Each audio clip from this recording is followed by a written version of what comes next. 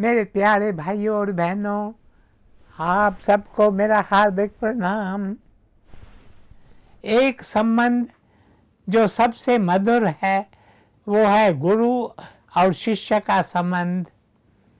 इससे बढ़कर और कोई रिश्ता ही है ही नहीं। मेरे प्यारे भाइयों और बहनों, गुरुदेव साधु वासवानी जी ने अपने पुस्तक प्रभात के पर्दे में आज के दिन जो शिक्षा दी है वो इस रिश्ते के बारे में ही है। उन्होंने लिखा है, मीन का प्यार जल से, बिन जल तजे वो प्राण, गुरुदेव से हुआ है प्यार मुझे, जिसने किया मुझ पर एहसान। शब्द सुनाया, दिया ज्ञान, एक नूरी नूर निहार में, एक नूरी नूर निहार में। मेरे प्यारे भाइयों और बहनों, हम संसार की गंदगी में पड़े हैं। कितने सारे लोग तो इस बात से ही अनजान हैं। संसार के ऐशो आराम में, इंद्रिय भोग में हम अपनी जीवन के अनमोल श्वास गंवा रहे हैं और सोचते हैं कि इससे बढ़कर और किसी चीज़ में आनंद नहीं है। जब हम सजग होंगे तब हमें पता चलेगा कि हम क्या कर रहे थे। आहा, हमें पता ही नहीं चला कि हम विष्ठा में पड़े हैं। गुरु हम पर कृपा करते हैं। एक नूरी नूर निहार में, एक नूरी नूर निहार में। गुरु अपने नूर से हमें आकर निहारते हैं, हमें सजग करते हैं। फिर हमें पता चलता है कि अब तक हम क्या कर रहे थे। उस समय हम नैनों से नीर बहाते हैं, हमें पछतावा होता है। हम पुकार उठते हैं, हे प्रभु मेरे ठाकुर, मुझे इस अंधकार से निकालो, मुझे उजाले में ले चलो, अपने दिव्य ज्योति के दर्शन कराओ। मेरे प्यारे भाइयों और बहनों, इस समय हमारी चेतन धारा, आवर कॉन्शियसनेस, हमारी सुरत नीचे के चक्रों में भटक रही है। इसलिए इंसान भी भटक रहा है। चाहे वह एक स्थान पर बैठा हो फिर भी भटकता रहता है। वह सत्संग में बैठा हो, संतों की वाणी सुन रहा हो, उस समय भी वह भटकता रहता है। मेरे प्यारे भाइयों और बहनों, हमारे विचार कहाँ कहाँ नहीं भटकते। हमारा मन सारा समय भागता रहता है, कभी किसी रूप के पीछे, कभी किसी संसारी चीज के पीछे, कभी संसार में यश और कीर्ति पाने के पीछे। This scattered mind is to be concentrated. इस भटकते मन को काबू करके एक स्थान पर बिठाना है और बिना गुरु की कृपा के ये काम हमारे लिए बहुत कठिन है।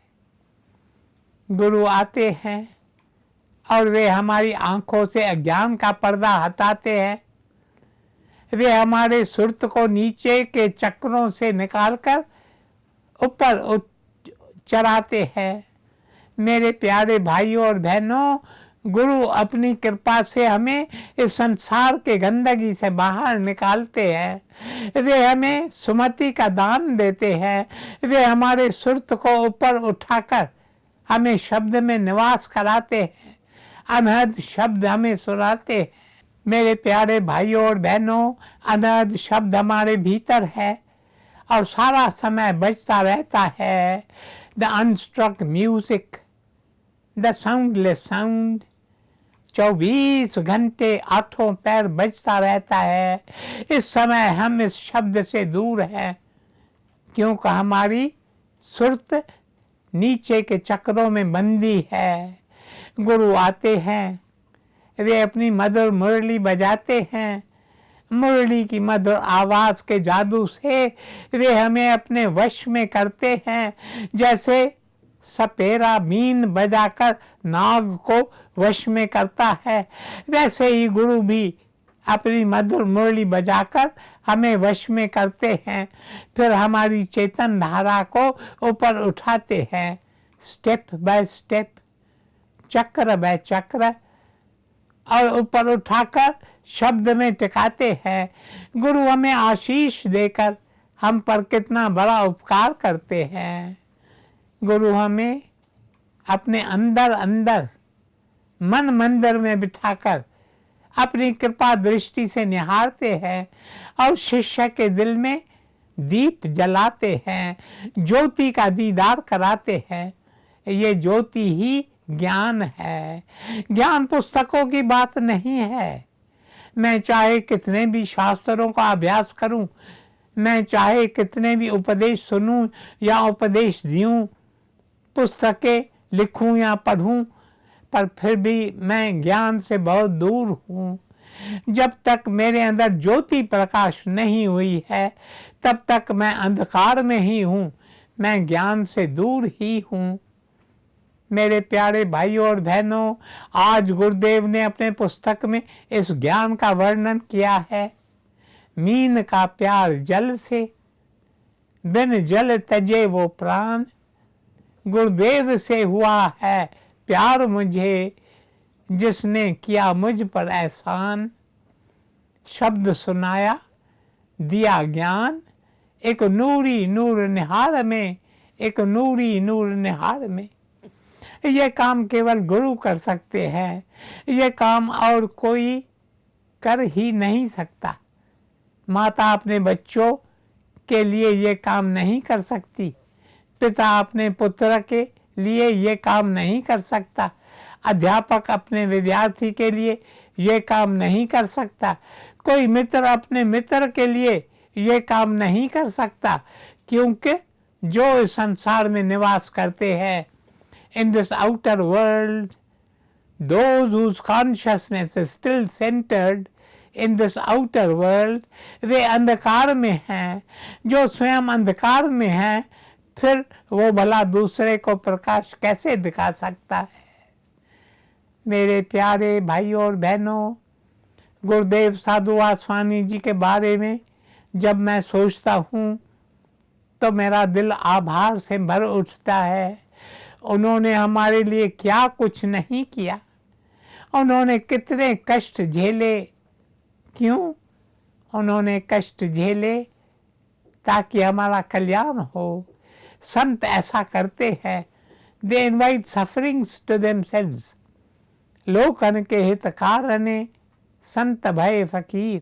मेरे प्यारे भाइयों और बहनों, एक एक इंसान को तलाश है। किस चीज की तलाश?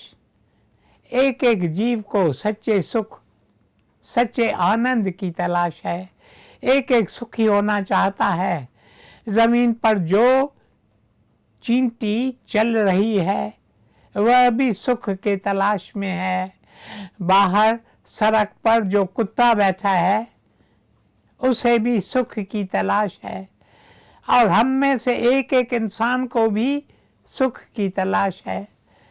हमें लगता है अमुक चीज पाने से हमें सुख मिलेगा, हम उसके पीछे भागने लगते हैं। जब वह चीज हमें मिल जाती है तो हमें पता चलता है, अरे हम तो परछाई के पीछे भाग रहे थे, इसे पाने से हमें सुख तो मिला ही नहीं। कई बार हमें किसी चीज से सुख मिलने की आशा होती है, पर उससे हमें दुख मिलता है। इसलिए संत महात्मा हमें शिक्षा देते हैं कि जिस सुख के तुम्हें तलाश है, जिस सुख की तुम्हें तलाश है, वो तुम्हें बाहर नहीं मिलेगा। Do not run after the outer world. यदि तुम सुख पाना चाहते हो तो तुम अंदर जाओ, तुम अंदर जाओ, भीतर जाओ, भीतर जाओ। अब प्रश्न यह है कि हम अपने भीतर कैसे जाएं? बाहर हम कितनी सारी यात्राएं करते हैं, उसी प्रकार भीतर भी हमें यात्रा पर जाना है। इस यात्रा के कई स्टेजेस हैं, इसलिए हमें कोई ऐसा इंसान चाहिए जिसे यात्रा की जानकारी हो, कोई गाइड हो जो हमें भीतर की यात्रा पर ले चले। मेरे प्यारे भाइयों और बहनों, गुरुदेव साधु वासवानी जी हमसे कहते थे, जो भीतर की यात्रा करना चाहता है उसके लिए 3 बातें जरूरी है। पहली बात पवित्रता, निर्मलता। जब तक हम पवित्र नहीं होते, जब तक हम अपने इंद्रियों को वश में नहीं कर लेते, जब तक हम तपस्या का जीवन जीने के लिए तैयार नहीं हैं, हम भीतर की यात्रा नहीं कर सकते। मेरे प्यारे भाइयों और बहनों, अगर आपके दिल में भीतर की यात्रा करने की चाह है तो आइए गुरु की कृपा लेकर हम पहला कदम बढ़ाएं। हम अपनी इंद्रियों पर अंकुश लगाएं। Control your senses.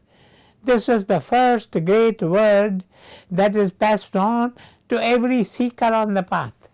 मेरे प्रिय, तुम अपनी इंद्रियों पर अंकुश लगाओ, तुम इंद्रिय भोग से दूर रहो भीतर की यात्रा के लिए। ये थी पहली बात, पवित्रता। और दूसरी बात है नम्रता। हमें नम्र होना चाहिए। हम छोटी छोटी बात पर भड़क उठते हैं और एक दूसरे से कैसे बोलते हैं। यदि उस समय हम अपनी शक्ल आईने में देखें तो हमें पता चलेगा कि हमारी शक्ल शैतान जैसी हो गई है।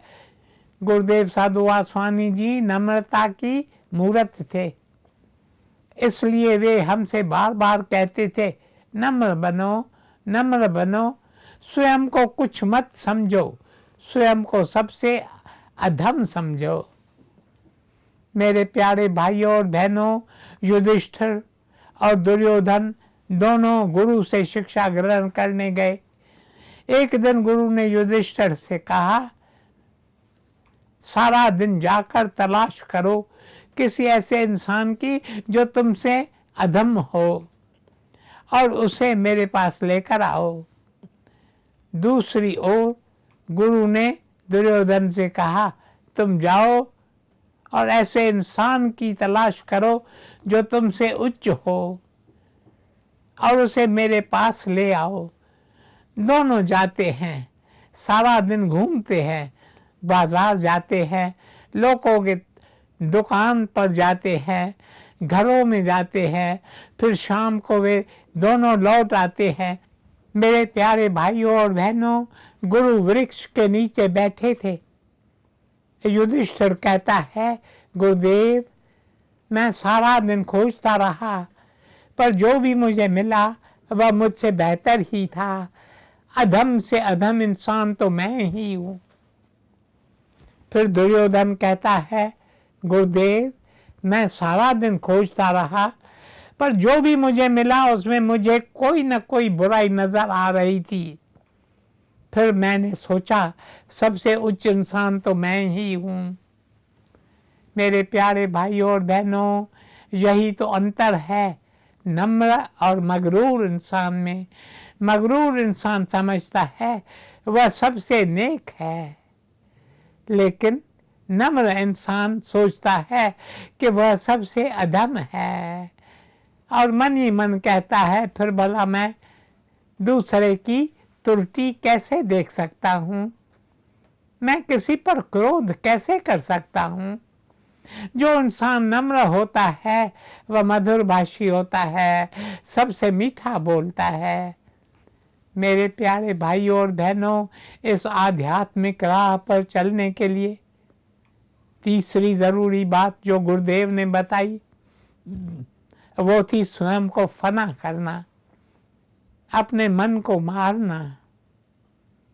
और ये काम गुरु की सहायता के बिना करना लगभग असंभव है।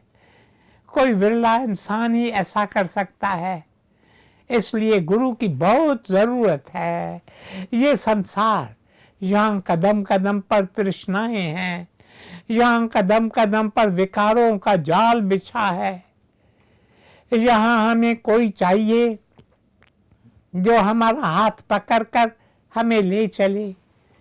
मेरे प्यारे भाइयों और बहनों, आज आप अपने साथ ये विचार ले जाएं कि हमें गुरु की बहुत ज़रूरत है। गुरु के बिना हम आध्यात्मिक राह पर नहीं चल सकते। एक संत ने लिखा है, गुरु बिन ज्ञान न उपजे, गुरु बिन मिले न भेव, गुरु बिन संचय ना मिले, गुरु बिन संचय ना मिटे, जय जय जय गुरुदेव। अर्थात गुरु के बिना ज्ञान नहीं मिलता, गुरु के बिना भगवान नहीं मिलता, गुरु के बिना डर और भर्व नहीं जाता। ऐसे गुरु की तीनों लोकों में जय जयकार होती है। जय जय गुरुदेव, जय जय गुरुदेव, जय जय गुरुदेव। ओम शांति शांति शांति।